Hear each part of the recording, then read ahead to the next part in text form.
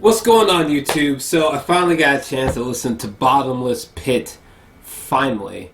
And yeah, I'm keeping the album reviews pretty short with few exceptions. This is one of those exceptions. This album is fucking sick, but it's just not the band operating at their highest level for me. Their best work for me so far would be Powers That Be and The Money Store. Jenny Death and Niggas on the Moon have so much fantastic content for you to bathe in that it's difficult for me to say that Bottomless Pit is comparable or better. Bottomless Pit does not supersede those bodies of work, and it's not equivalent to them for me, but even despite that, Bottomless Pit has a lot to love. I mean, this new record, it's loud, it's abrasive, it's disorienting, with ear-rattling fucking bass lines and just like planet-swallowing fucking aggressive fucking beats and synths that sound like they're straight out of another fucking world. And when you combine all that with Stefan's just fucking maddening lyrics, this album makes for a intense, just exhausting listening experience. And I mean that in a completely positive way. The tracks outside of my favorites are just simply just the tracks that I like the least. There's no song on this album where I'm just like, ugh. Also, I love that MC Ride's stream of consciousness, schizophrenic, hallucinogenic lyrics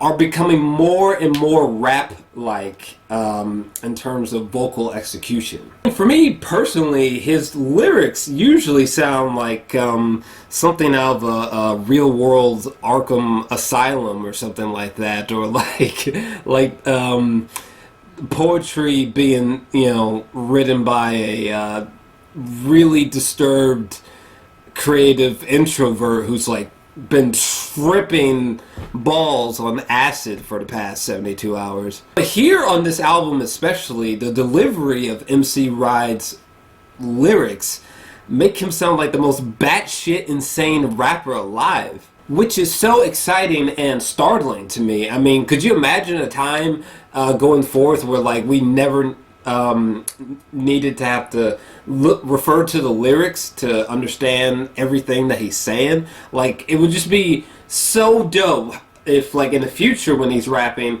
that like all of his words are just as tangible as Jay-Z's voice on records. So if you're one of those people who are like, fucking anytime MC Ride speaks on a record, I understand him 100% of the time. I don't even need to look at the lyrics. Okay, well then your brain is operating at a higher level than mine, because I mean, sometimes, a lot of the times, I have to refer to the lyrics just to understand everything that MC Ride is saying. I mean, because sometimes like MC Ride's voice blends in so well with the noisy instrumentation that he can just come off like, oh, and by the way, here are my favorite tracks as well. These tunes that are my favorites on this whole project are so like mosh pitable, so like make you want to head nod until you rupture something, so like make you want to run out of your clothes naked and fly down the fucking street belting out the lyrics to these songs.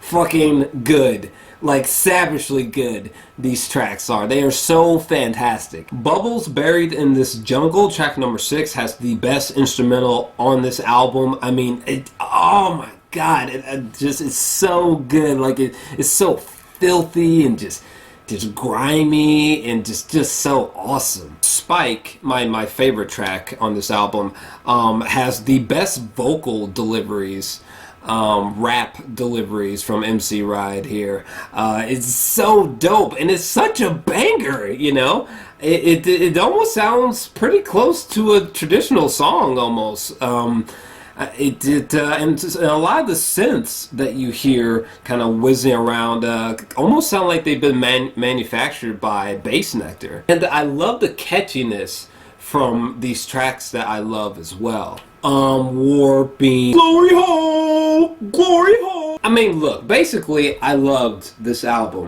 but it's just not, it's just not their their best. It's not their best album yet, but it's okay because hey, they are just getting started, in my opinion. So I am feeling an 8 out of 10 for this album. But